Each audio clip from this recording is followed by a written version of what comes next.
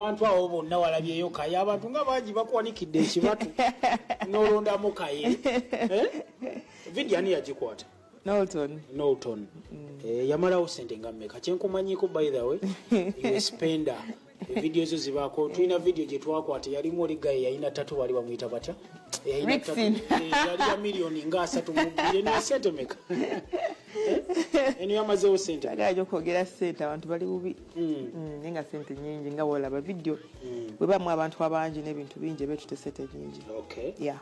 Olimba lukwata ku kindaba abantu bambadde traditional wear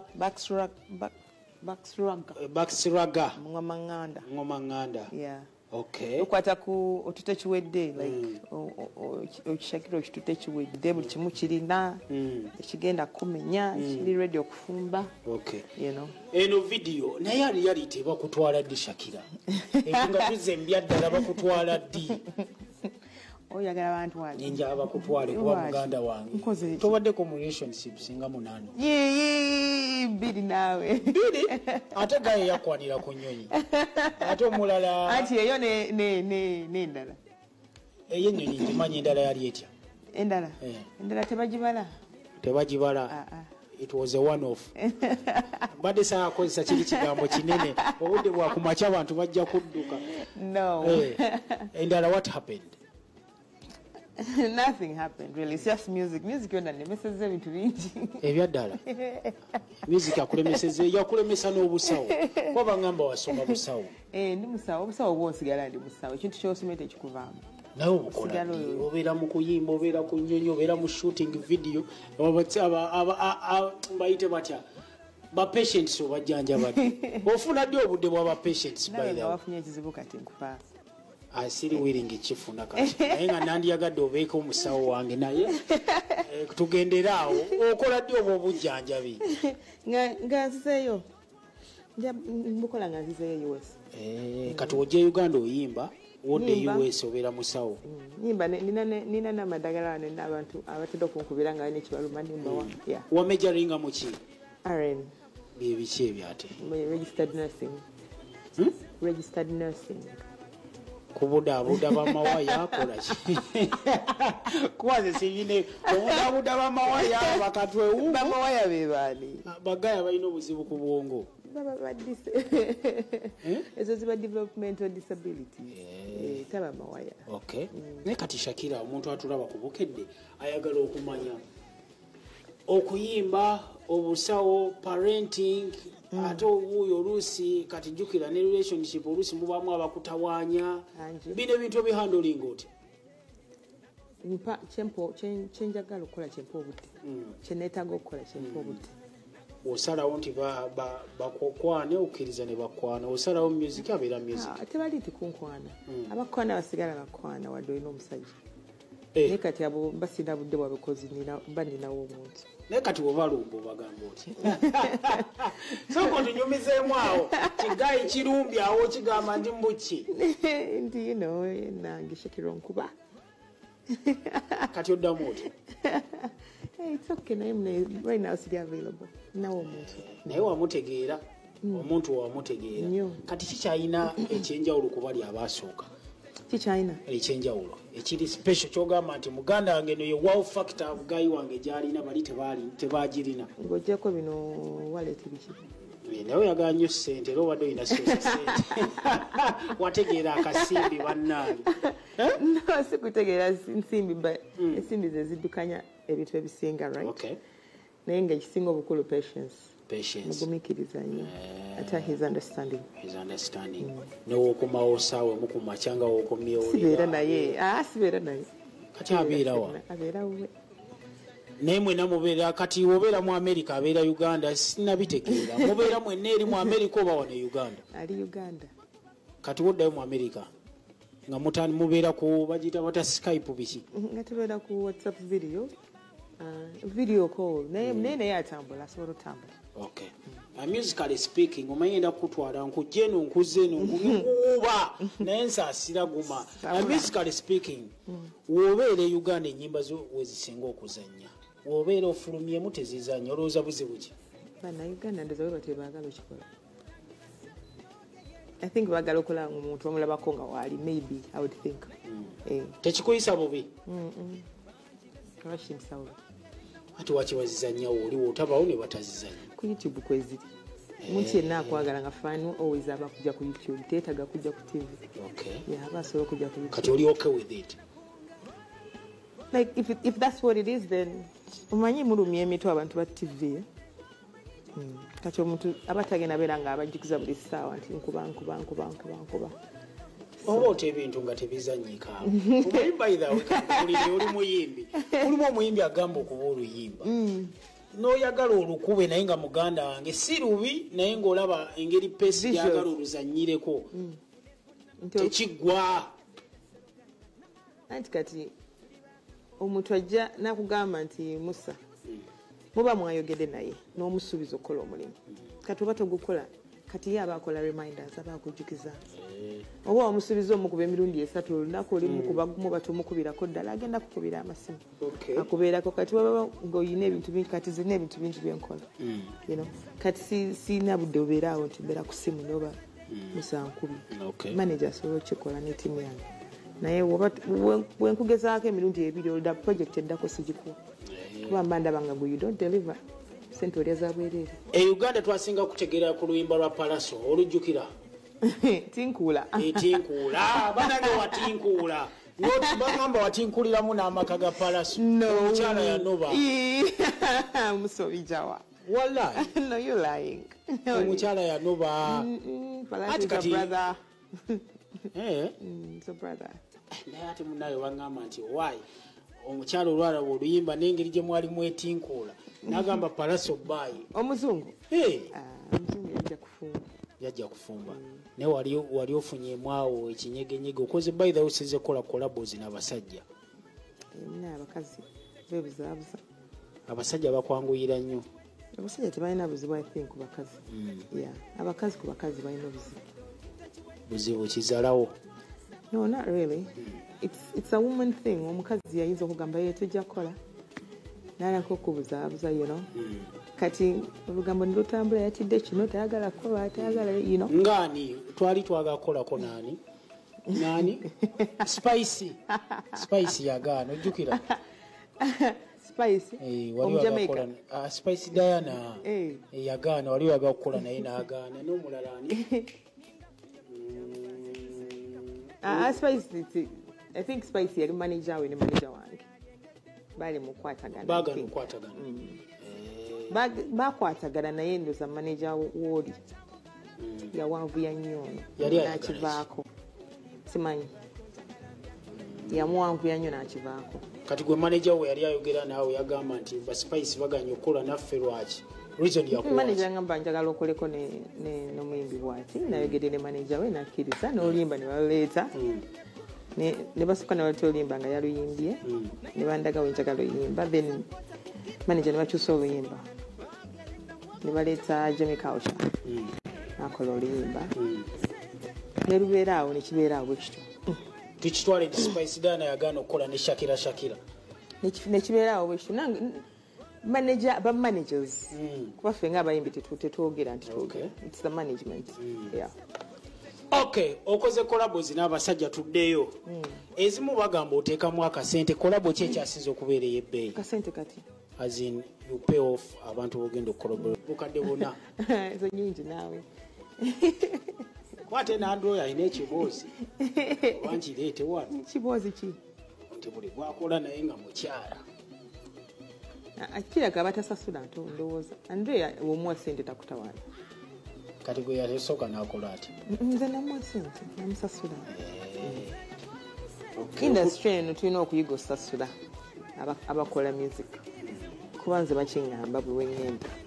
Ti obuzibu omuyimbi ajja ng'ali ready okukolera obwereere ng'ali ready okuwaayo kyalina owaayo. So once you come mweyo embeera nabo bakutwala bwe batyo.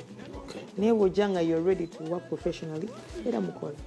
Baŋŋambye oyina ennyumba gy'ositula nti ennyumba temanyi z'abayimbi abakyala abaliwo waki tetugendayoko ku site netulaba. Baŋŋambye oyina ennyumba nti emazeewo sofa miliyoni ziringa 600. Eri side kimunyonyo obukasa kigo eri kigo Naye bintu bireke bisaa biteeka mu kamera. Bintu byange. Ekyenza music already otandise okufunamu. Ko ozimbira ziva mu music. Ziva mu ki? Nina ebintu byenkola ebirala. Tulage ku kifaananyi ky'ennyumba.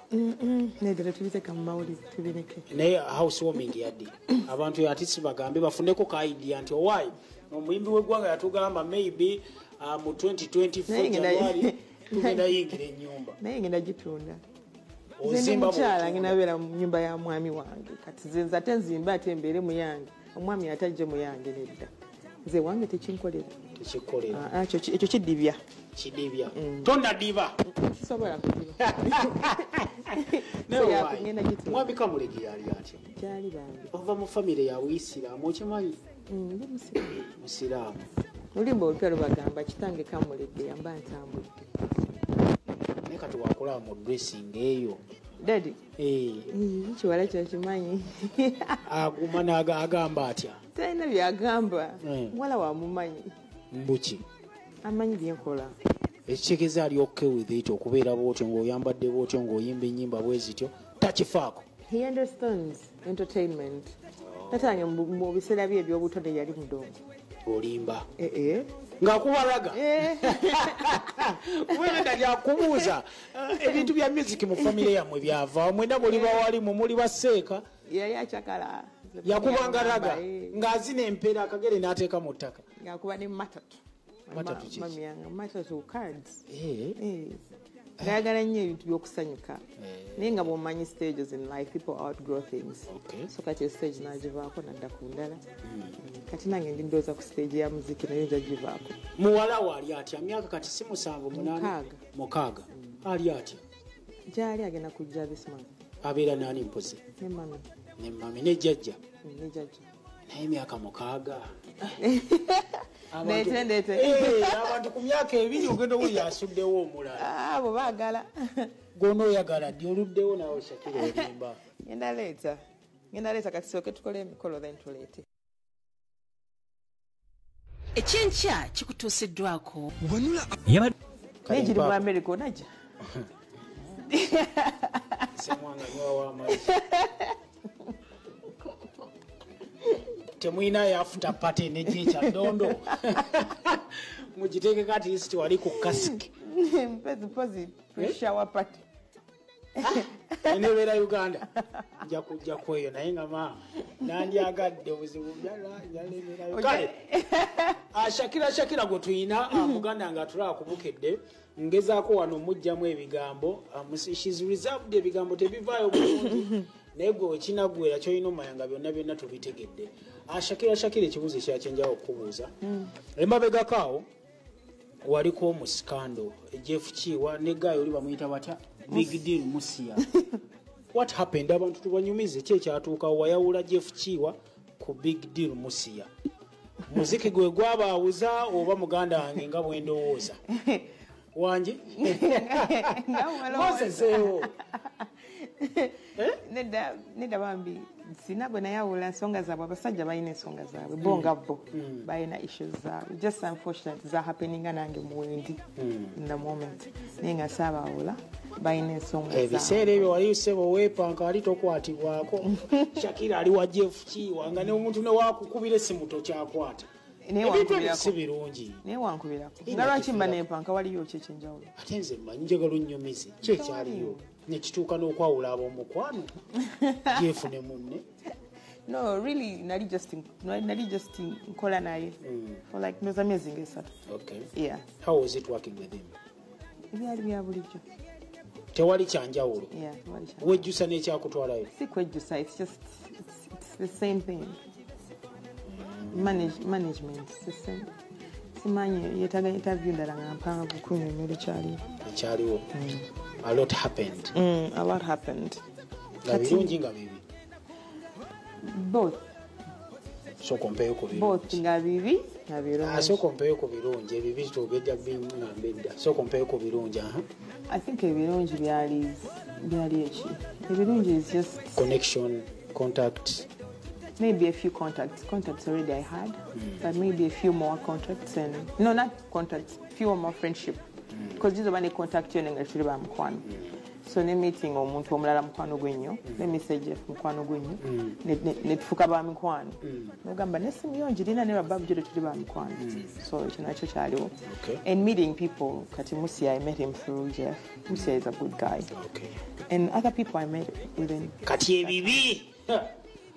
ebibi your guess is as good as mine. What's your guess?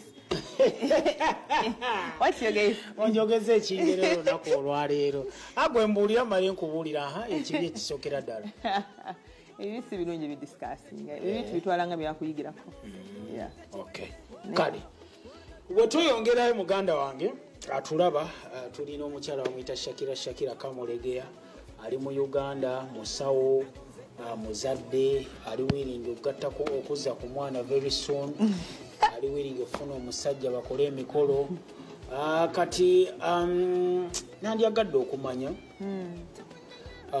pressure ebintu byosanze mu ndongo eno sofa yo challenges kuba yugo omu ku bayimbi abainvestinze heavily mu music industry otaddemu akasente because nkyagala. One thing about anything you do in life, you deliver the best of you, and you keep improving every time you do it. There's one thing yeah, so because you love it, so you listen to your mistakes. Dava ku ssomero yawambiddwa nattibwa mu bukambwe mu byemizannyo.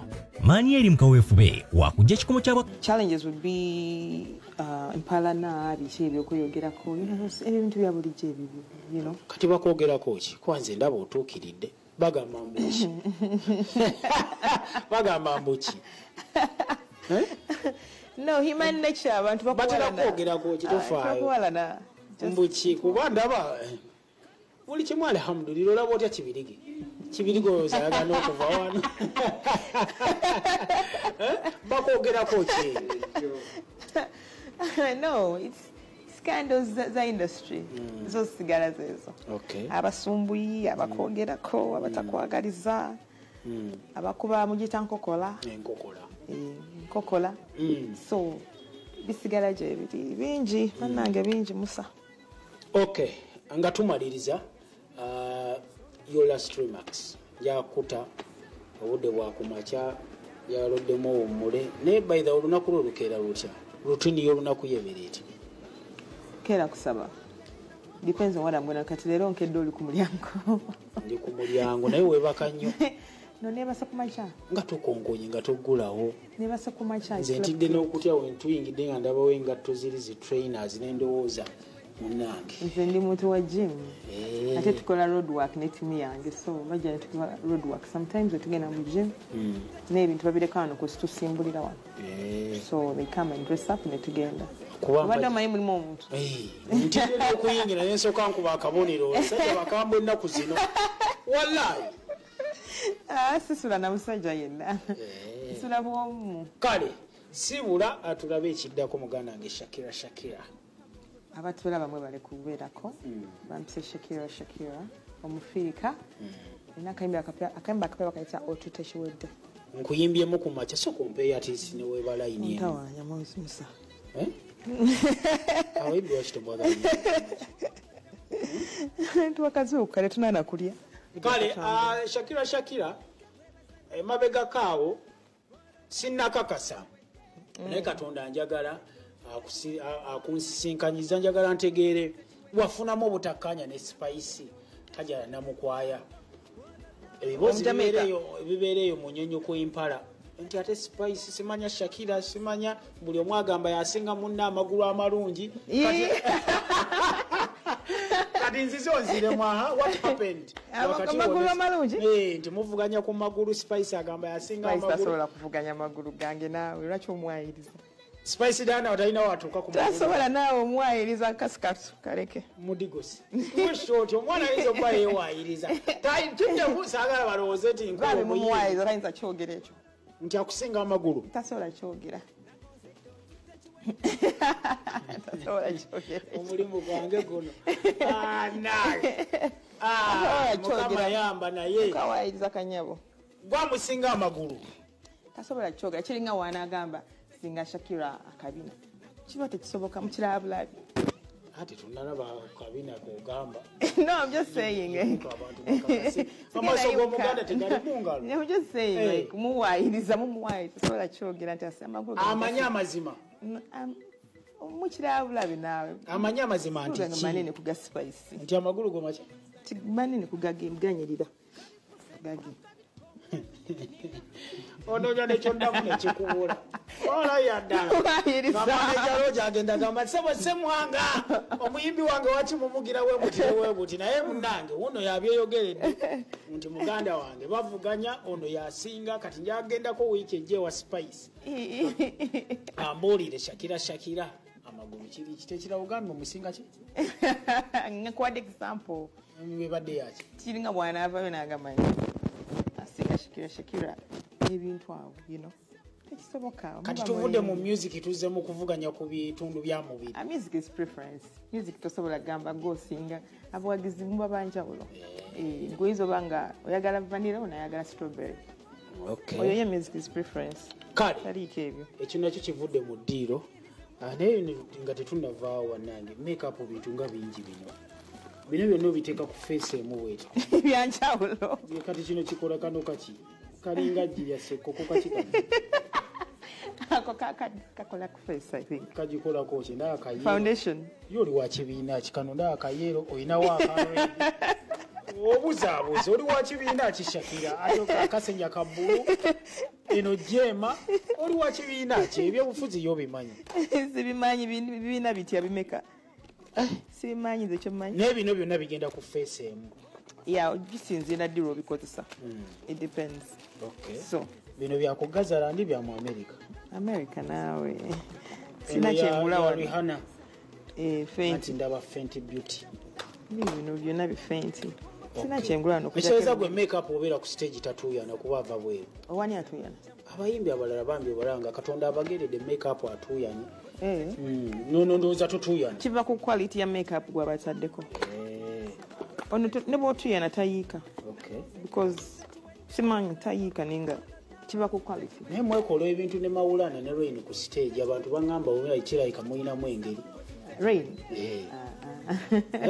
sina ngeri na girabanga engeri gy'omukuttemu ne ngamba Shakirah omuyimbi w'eggwanga sina ngeri na muyimbi yenna mu industry bannange sisobola na kusobola styles zange yaganyo baba omusajja abatali mu industry omusajja nga tali mu industry abasuubuzi oyagala abasuubuzi b'emmotoka bangamba motoka koyina blue teke gyovuga akuwampe gyetusanze awo wansi businessman talina kuba nti asuubula mmotoka zokka kale Samudigo neyanzeege wano wetuli tuliwo ne Boniface wuyo waali Masi waali ne mukulu Kibirige yakoze ku transport kale oyina kyoyaga okuŋŋamba ng'ontunuulira oyina kyoyaga okuŋŋamba kulwakaamu kale ebyo tweyanzeege tuddeyo wa Shadia Nakalema okyali ku Bukedde TV1 webale nnyo Musase Mwanga ne Shakirah Agi nakidde Warden Tourist Lake Mbulu National Park ayina message wano Agi nakidde Warden Tourist Lake Mbulu National Park agamba Seguya webale nnyo for talking about mountain range that you had a great experience. That for me is the way to go as for nature to promoting nature. Dunayogedde lulwe nalinya Mount Renzori. Yes. Nagamba kajambo ewa Hamani Kalanzi Kafenya Uganda kula. Ojukira bya ewe. Twalinya no Kalanzi Kafenya yakoma kudde one Mount Renzori. Nako 14 yali afudde. Sibyango Sereebu. Sibyango. Katubasibule. Kale musibe bulonje mwedaba.